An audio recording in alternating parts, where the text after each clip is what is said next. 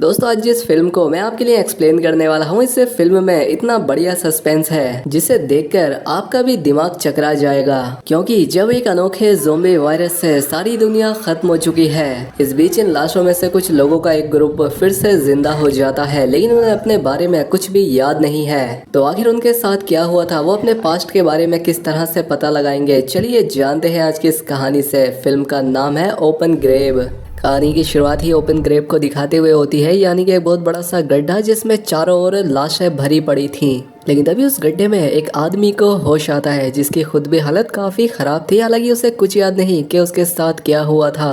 गड्ढा काफी बड़ा था, यहाँ से निकलना मुश्किल था। लेकिन तभी उसने देखा कि अंधेरी रात में कोई उस पर नजर रखे हुए है। लेकिन वो इसकी मदद करने की बजाय यहाँ से चला गया। यहाँ पर इसे एक गन भी मिली, साथ ही इसके हाथ पर किसी चीज के काटने का निशान भी था। इससे पहले ही आगे कुछ समझ पाता कि ऊपर से वही इंसान नीचे रस्सी गिराता है जो इसे देख रहा था।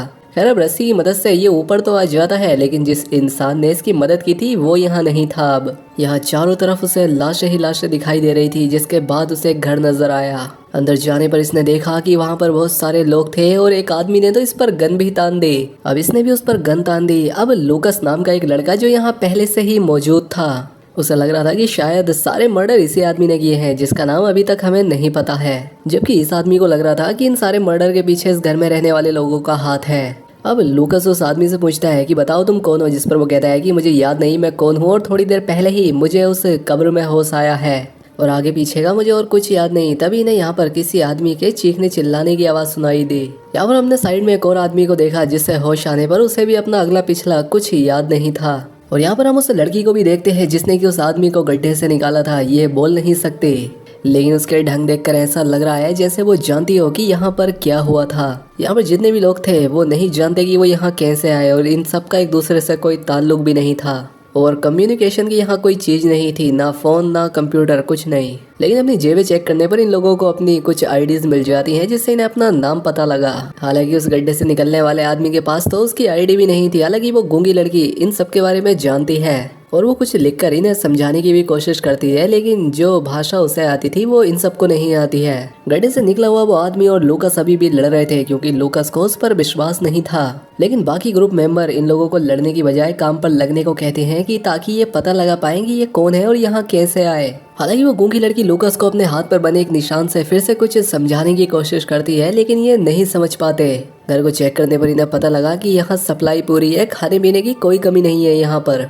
और साथ ही यहाँ पर एक कैलेंडर भी है जिसमें 18 तारीख को सर्कल किया गया है, जो कि एक दिन बाद आने वाली है। यानी कि 18 तारीख को कुछ खास होने वाला है जिसका ये लोग पता लगाने वाले थे।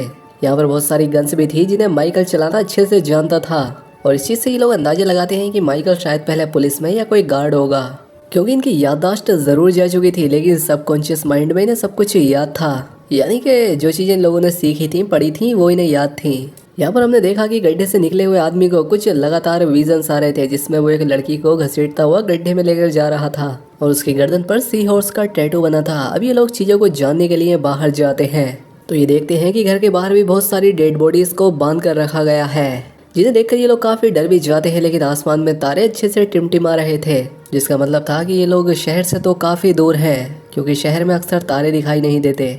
अब ये लोग चलते हुए एक केबिन तक पहुंचते हैं, जहां पर गूंगी लड़की एक औरत को खाना खिला रही थी। वो लोग इन लोगों को देखते हुए इन पर चिल्लाने लगी कि तुम लोगों ने मेरा नाजायज फायदा उठाया है। और इसकी बकवास सुनकर जॉन उसके सर पर हथियार मारकर उसे बेहोश कर दिया। और ये लोग देखते हैं कि इस केबिन में एक कैमरा लगा हुआ है, जिसका साफ मतलब ये था कि कोई इन पर नजर रखे हुए है, यानी कि कोई मॉनिटर कर रहा है। इसलिए ये लोग फैसला करते हैं कि हम लोग कंट्रोल सेंटर को ढूंढेंगे जहां से हम पर नजर रखी जा रही है, और वहां से हमें हर एक चीज का पता लगेगा। हालांकि फिलहाल ये लोग घर आ जाते हैं और आराम करते हैं। अब अगले दिन इन लोगों ने फिर से जंगल में जाकर खोजबीन करने का फैसला किया और एक लड़के को गूंगी लड़की के साथ यहीं पर रुकने को कहा। लेकिन उस लड़के ने इनके साथ जाने की जिद की, क्योंकि वो एक अच्छा निशानेबाज था और वो इनकी मदद कर सकता है। लेकिन ये लोग इसकी बात मानते नहीं और इसे घर ही छोड़ जाते हैं। कुछ ही देर में उसे घर के पास से ऐसी आवाजें सुनाई देती हैं जैसे कोई मदद के लिए पुकार रहा हो। तो वो जैसे ही उस लड़की को घर के अंदर बंद करके उस आदमी की मदद करने के लिए जाता है, तो उसने देखा कि एक आदमी बुरी तरह से फेंस में फंसा हुआ है। ये लड़का उस आदमी को बचाना चाहता था, लेकिन उल्टा उस आदमी ने ही उस फेंस को इस लड़के के गले में डालकर उसे जख्मी कर दिया। वहीं दूसरी तरफ जो ग्रुप जंगल में निकला था, इन लोगों को जंगल में 2 गाड़ियां मिल गईं जिनकी चाबियां पहले से ही इनके घर में मौजूद थी। अब ये लोग इन कारों को लेकर यहाँ से जा तो सकते थे, लेकिन एक कार इलेक्ट्रिक थी जिसकी बैटरी कम थी और दूसरी में फ्यूल नहीं था। इस कार में इन लोगों को एक पिक्चर मिली जिसमें कि ये सभी लोग थे सिवाय उस लड़के के जो गड्ढे से आया था। ये देखकर इन्हें श्योर हो गया कि लड़का हमारे ग्रुप का नहीं है, लेकिन तब उस लड़के ने कहा कि ऐसा भी तो हो सकता है कि ये पिक्चर मैंने ही ली हो। अब इनकी इसी बातचीत के दौरान वो गूंगी लड़की यहाँ आ जाती है और इन्हें अपने साथ लेकर उस जगह पर ले आती है जहाँ पर इनके साथी को उस दूसरे आदमी ने फेंस से जख्मी कर दिया था। लेकिन इनके यहाँ आते ही इनका वो साथी आखिरी सांसें ले रहा था और बाद में मर जाता है और वो फेंस में फंसा आदमी फिर से चिल्लाने लगा और उसको चिल्लाते देख उस गड्ढे से निकले आदमी ने उसे शूट करके मार डाला। अब ये लोग सभी सदमे में थे क्योंकि इनका एक साथी मर चुका था और जल्दी अगर ये लोग भी यहाँ से ना निकले तो ये भी मर सकते थे। अब गड्ढे से निकला हुआ वो आदमी शेरन को गाड़ी में बिठाकर उसे धक्का देते हुए उसे स्टार्ट करने की कोशिश करता है और इसी दौरान इन्हें एक बिल्डिंग मिल जाती है। जब ये लोग उसके अंदर जाते हैं तो उन्हें यहाँ पर एक बच्चा मिला जो कि उस गड्ढे से निकले हुए आदमी को जोना कहकर पुकारता है। वो उसे कहता है कि जोना यहाँ से भाग जाओ वरना कल वो लोग आ जाएंगे और सबको मार देंगे। ये बात सुनकर ये लोग कंफ्यूज हो जाते हैं कि आखिर ये बच्चा बात किसके बारे में कर रहा है, क्योंकि इन्हें तो कुछ पता था नहीं। घर पर लूकस और बाकी लोग थे और यहाँ हमने देखा कि लूकस की हालत भी खराब होती जा रही है। खराब हालत के चलते उसने उस गूंगी लड़की को भी दबोच लिया, लेकिन बाकी लोगों ने उसे बचा लिया। दूसरी तरफ शेरन और जोना उस बच्चे के पास जाने की कोशिश करते हैं, लेकिन दरवाजा इन्हें बंद मिलता है। जब जोना ने दरवाजे को तोड़ने की कोशिश की तो शेरन के सर में तेज दर्द हो जाता है और जोना को भी अजीब महसूस होने लगा।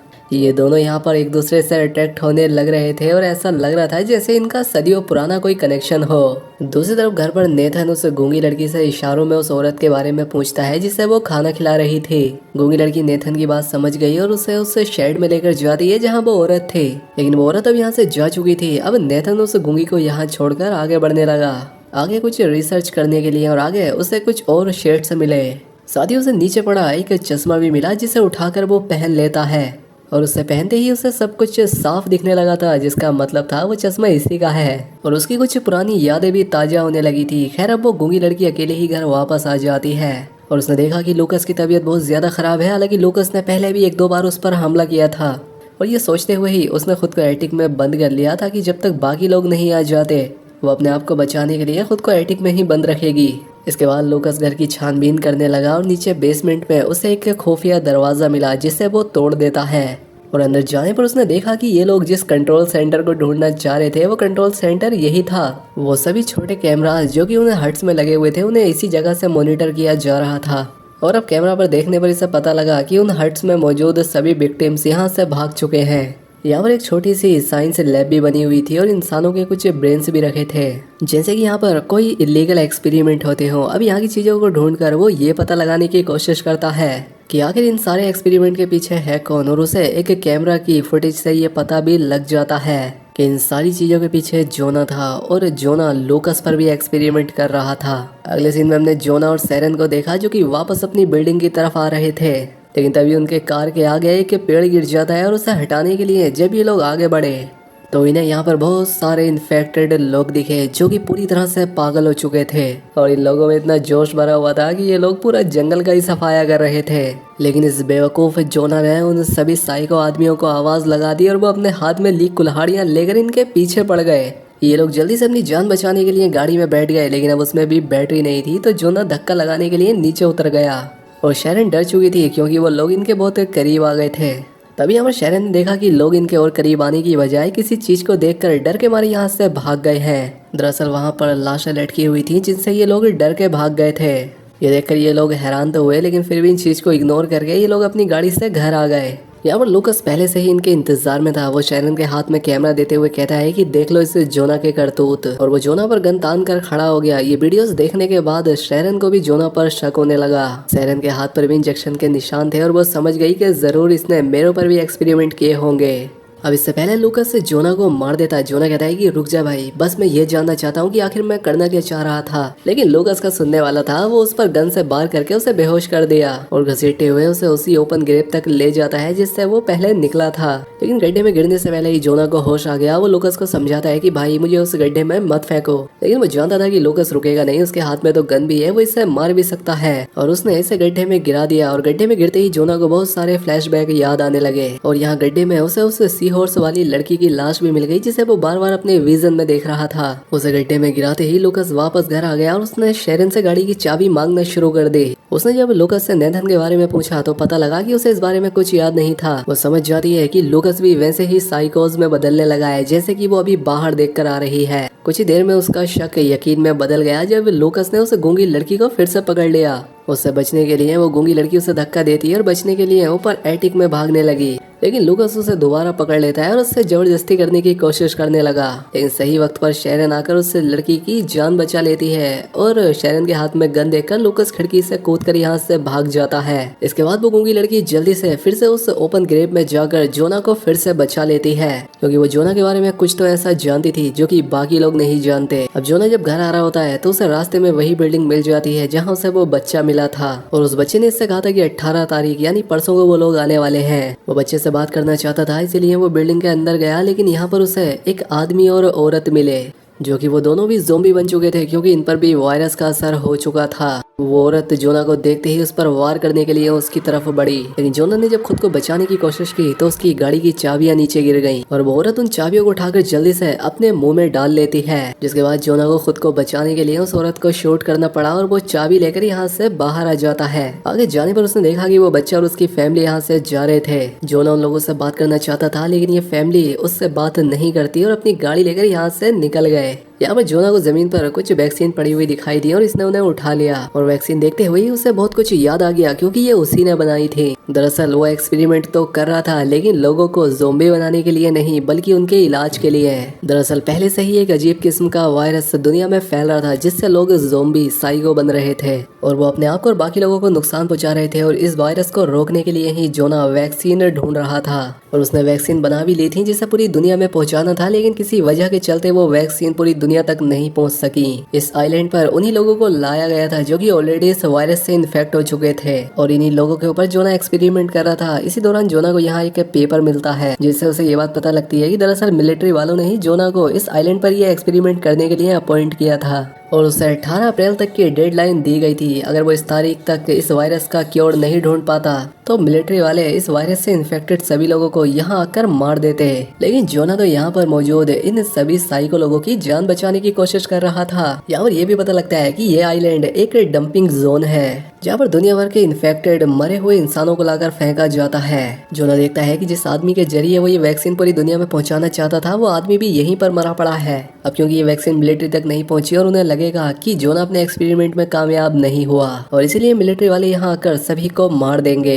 अब इसी गाड़ी में मिले हुए सामान से जोना को पता लगा कि शेरन उसकी गर्लफ्रेंड है और नेथन इसका भाई और इन सबके जिस्मों पर इंजेक्शन के निशान इसीलिए हैं क्योंकि जोना ने इन सबको उस वायरस से बचने के लिए वो वैक्सीन लगा दी थी, लेकिन वैक्सीन के साइड इफेक्ट के चलते ये लोग अपनी याददाश्त खो बैठे थे। अब इससे पहले जोना ये सारी बातें जाकर नेथन और शेरन को बताता कि तभी यहाँ पर लूकास आ जाता है और वो जोना को मारने की कोशिश करता है। वो उसका गला दबाकर उसे मारने ही वाला था कि जोना ने पास में पड़ा पत्थर लूकास के सर पर मारा जिससे उसकी जान चली गई। यहाँ पर हमें फ्लैशबैक की स्टोरी दिखाई जाती है जहाँ पता लगा कि असल में ये पूरा ग्रुप यहाँ एक्सपेरिमेंट के लिए ही आया था, लेकिन जोना के भाई नेथन की गलती की वजह से जिस पर जोना एक्सपेरिमेंट कर रहा था वो लड़की आजाद हो जाती है। वो इन सबको मारने वाली थी लेकिन जोना ने सबकी जान बचाने के लिए उसे ही मार दिया और इसी लड़की का बार बार फ्लैशबैक जोना को आ रहा था।